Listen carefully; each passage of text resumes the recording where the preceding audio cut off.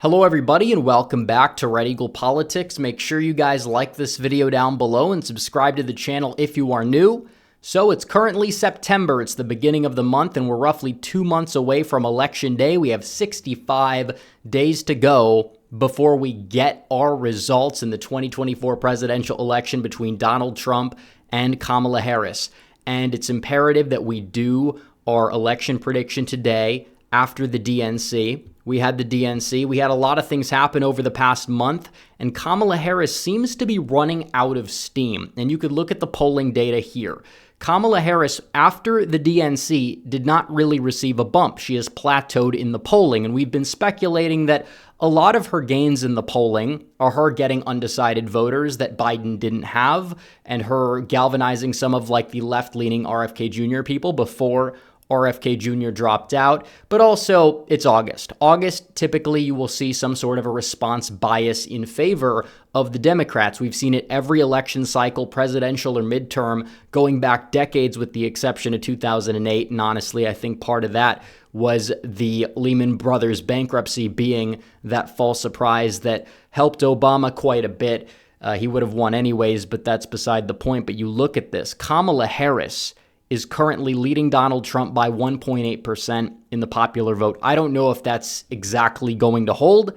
We'll have to see. But after the DNC and it being in August and you're not able to build up a massive lead like Hillary Clinton or Joe Biden, not really a great sign for Kamala Harris. And public opinion doesn't really change that much to the point where Donald Trump and Kamala Harris probably both in reality have around 47% of the electorate that we're going to see already on their side. So there's not a lot of undecideds. Some of them might still go for some third-party candidate. We'll have to really wait and see. But this election comes down to turnout. But still keep in mind, if Harris really is up by 2% or even 3% nationwide, it might not be enough to win because the popular vote does not determine the winner of the election. The Electoral College determines the winner of the election. So we will be filling out this map right here. But first, I have to tell you guys about redeaglepolitics.com, my exclusive members club. You guys can sign up for just $5 a month.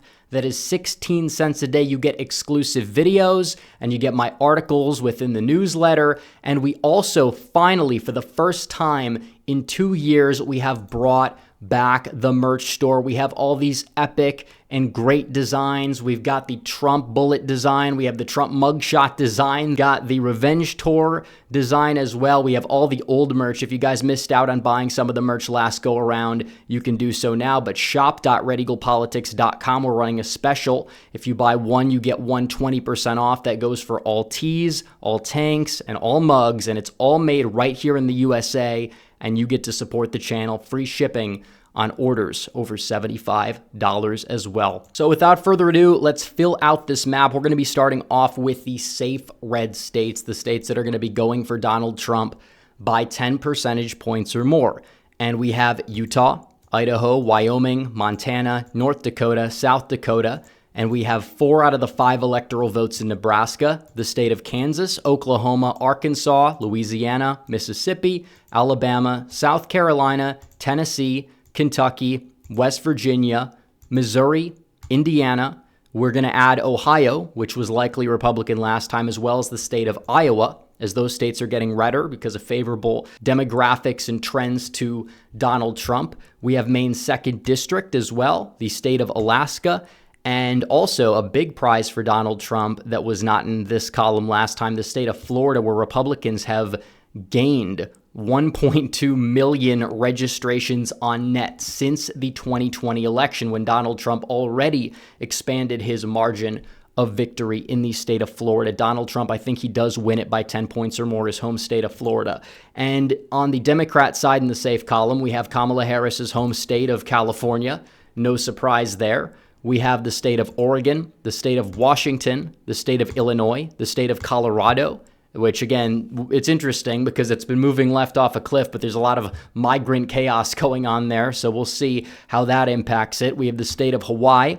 We have Rhode Island, Massachusetts, Washington, D.C., Maryland, Delaware, New Jersey, Connecticut, Vermont. You have Maine's 1st district as well. and the state of New York. Those will all be the states that Kamala Harris wins by 10 percentage points or more.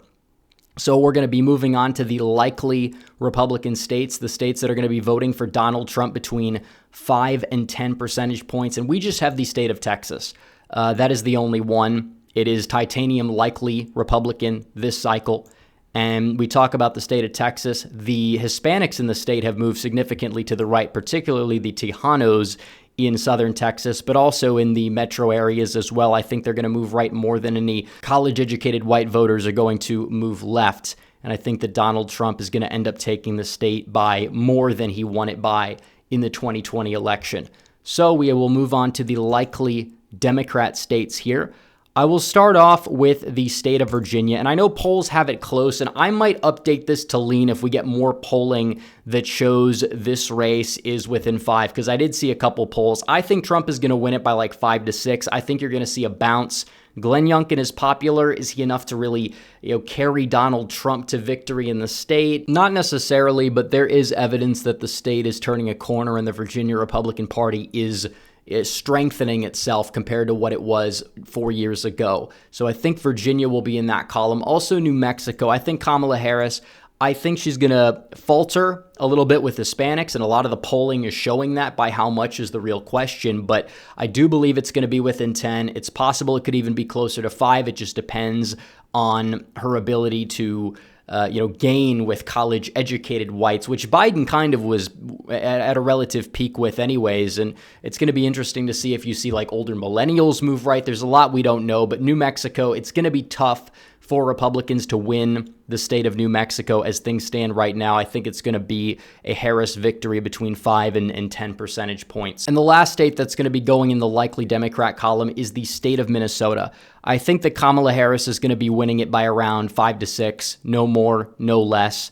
And Tim Walz is from the state, her VP pick. That doesn't necessarily mean that he's going to help her out there. The rural areas despise the guy. They voted more Republican with a weak Republican candidate in 2022 than they voted in 2020. And also keep in mind, the district that he used to represent voted against him by almost as much as it voted against Biden. And I think that he might even do worse than Biden on the ticket, that is, in that specific district. I don't think that Walz necessarily hurts much in Minnesota, but I don't think that he really helps either, just because of how polarizing he is. But the state is basically just Minneapolis and its suburbs. The rurals could very well get redder, and they did in 2020, but you do have a lot to overcome in the bastion that's super liberal and super far left in the Minneapolis area. And I think that Harris is going to galvanize those voters better than pre-debate Biden would. So I think Minnesota is going to be going in the likely Democrat column. So it's 219 all right now. We're going to be filling out the states that Donald Trump is going to be winning in the lean Republican column, which is 2% to 5%.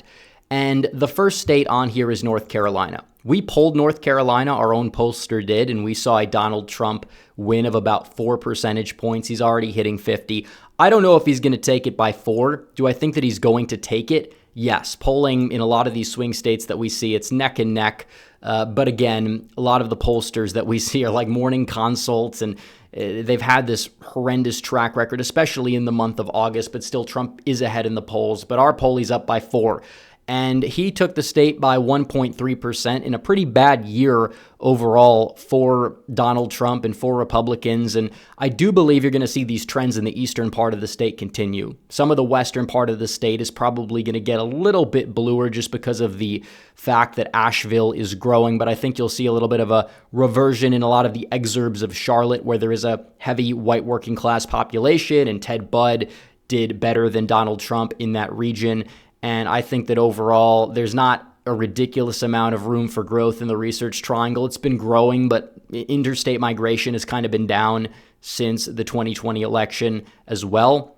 And it was very high from 2016 to 2020. That could play a role in halting the trends in a place like Georgia as well, and we'll get to that in a bit. But North Carolina, I have it going to Donald Trump probably by around 3 points, give or take, as things stand today.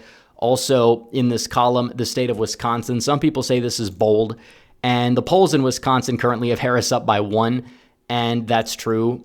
But again, if you look at the way that the polls have operated in the state of Wisconsin historically, they've been off by like 6 to 7 points both election cycles in 2016 and 2020, because that Trump-only voter in that driftless area region part of the state is just so hard to reach. But you look at trends, Republicans, it's relatively favorable for them. I think Donald Trump is going to turn a little bit of a corner in the Fox Cities region, the Green Bay area. He's going to do very well in the rurals. I think he'll stop the bleeding in Waukesha and Washington, although Ozaukee, it's probably going to move left. But again, Ozaukee's not that big of a county. Overall, I think Trump is probably going to win the state, in my opinion, as things stand right now, by 2 to 3 points. Kamala Harris is not a very good fit for these white working class voters in the Midwest. And I think that the state could surprise a lot of people, even if the polls still show Harris winning before Election Day in the state of Wisconsin. So we also have the state of Nevada. Another bold one, because Republicans haven't won it since 2004. And you got to look at the party registration data in the state of Nevada. Republicans are completely erasing the Democrat lead as things stand. They've cut it down from, around 100,000 voters of an advantage to, as things stand right now, it's like 30,000. And Donald Trump only fell short in the state by around 30,000 votes or so in 2020. And I think that he's going to really do very well with these lower propensity voters in Clark County, especially with the policy that he put forth, a no tax on tips, all that stuff. I think he's going to improve. And if he gets the county within 6, it's going to be very hard for him to lose the state. And if he gets the county down to like a 3-point lead, he possibly is going to win it by a lean margin. I see that happening, as I do anticipate he does improve with Hispanics as well. And that's going to put Nevada in the lean column. He'll win it by 2 to 3 points as things stand right now. So we have to fill out the lean Democrat states, and we will put in the state of Maine. Maine is a very swingy state. It's not a state that's very easy to predict. It did vote for Biden by 9. It voted for Hillary Clinton by around 2 to 3 points. I think it votes for Harris by around 4 to 5 points. Again, you have the border crisis that has been impacting the Northeast, believe it or not, despite not being all that close to the border. And on top of it, the state is very white working class heavy, ancestral Democrat, not exactly Harris's strong point. And if there's any state the RFK Jr. endorsement's going to have any pull in, it's going to be Maine at large. So we'll see what happens in Maine, but I think that Trump is going to make it closer. Same thing with New Hampshire. I think New Hampshire is going to vote to the left of the state of Maine just because of a lot of migration that we've seen from the Boston area sprawling over into southern New Hampshire. I do think that it could be interesting because Kamala Harris is doing a campaign event there this week. And why exactly would you do that if you are trying to win this election? And polls show the actual, conventional swing states neck and neck. Is there something in her internal polling that shows she may be in trouble there? I'm not entirely sure, but either way, I do think she's going to win it. I don't really know if she's going to take it by as much as Biden took it. I would anticipate that she takes it by less, given the current state of affairs. So we also have one more state that's not actually a state in this column, Nebraska's 2nd district. I believe that Kamala Harris is going to win it by less than Biden won it, partially because the district is newly drawn due to redistricting.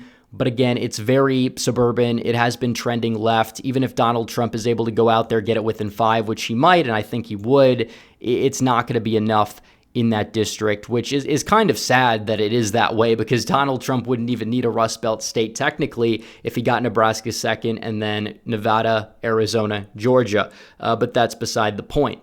Now we will be moving on to the tilt states, the battlegrounds that will be decided by under 2 percentage points. And we're going to be starting off with the state of Pennsylvania, which I do believe that Donald Trump is going to flip back into the Republican column. Joe Biden, despite having everything go right for him in a year that was very favorable for Democrats, given what was going on in the country, in this being his virtually home state besides Delaware. They called him the 3rd senator of Pennsylvania. They called him Scranton Joe. A lot of it was a LARP, but he did have that appeal in eastern Pennsylvania. Didn't really spill over to western Pennsylvania, but northeastern Pennsylvania, he did very well in the Lehigh Valley. But now that he's kind of out of the picture, Kamala is the face of the party, and this administration has a record, and also the party registration data is looking very good for Republicans in the state of Pennsylvania, even though that's not fully indicative because you do have a lot of ancestral Democrats. I think Donald Trump is going to take the state by 1 to 2 percentage points. It's going to be close, but he's likely going to improve, in my opinion, in the rural part of the state, run it up even more, improve vastly in eastern Pennsylvania. He might do worse in some of the collar counties. I think he does a little better in Bucks, maybe a hair better in Delaware County, and also Philadelphia County as a whole. It moved right in 2020. I believe it's going to move right again in 2024.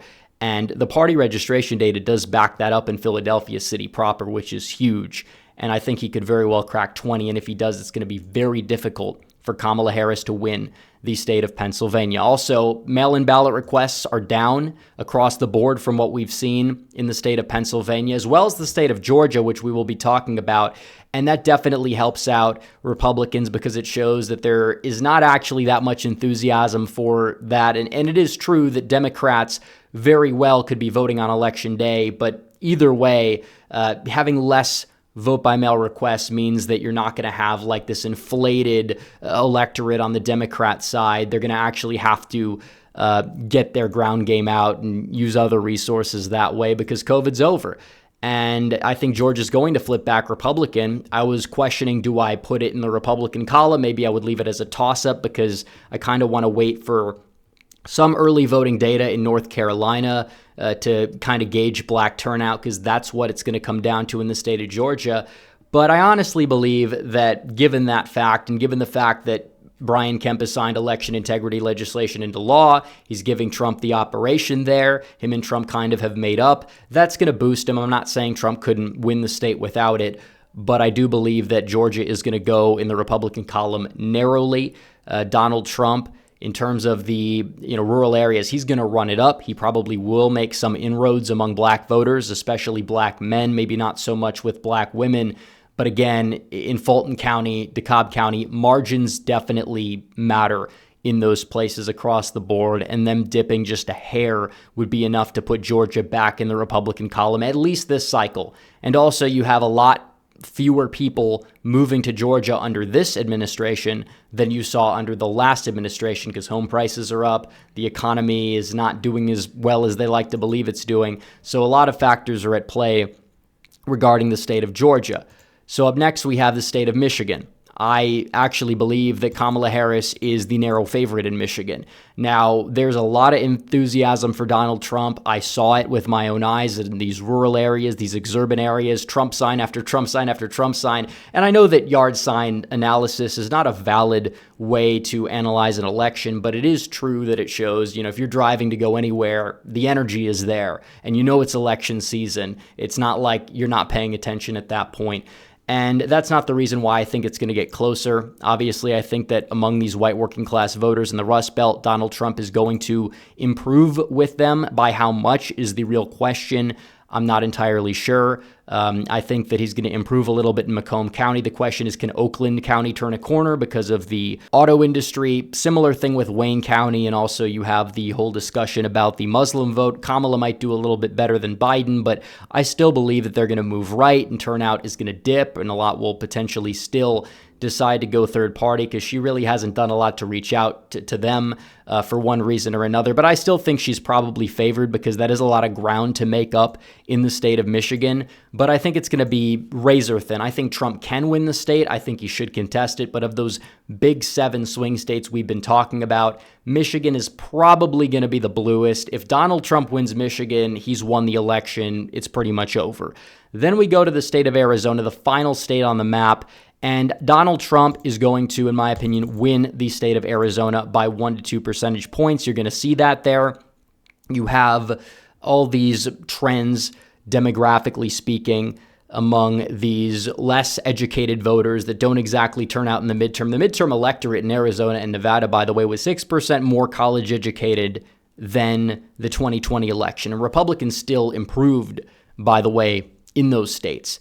And I believe that Donald Trump is going to do better with Hispanic voters. He's going to do better because of the border, because of the economy. And also, again, you have less interstate migration, which might be moving the state a little bit to the left. But Donald Trump, he got 48% of the vote in 2016 in the state. He upped that number to 49. I think this time he's going to hit 50. Harris is going to lag behind a point or two, and Donald Trump is going to win the state of Arizona, and he's going to take that in his column. So the final prediction is Donald Trump with 297 electoral votes, Kamala Harris with 241 electoral votes. Not a lot really changed from a few weeks ago, but given the fact that you had the DNC, you didn't have a DNC bump, that is not good news for Kamala Harris, and it's very good news for Donald Trump. We'll see how the debate changes things. We'll be getting early vote data in just a couple weeks out of some states, so it's going to be very interesting to look at and watch. I encourage everybody to get out and vote, and also make sure that they register 5 people in a swing state who did not vote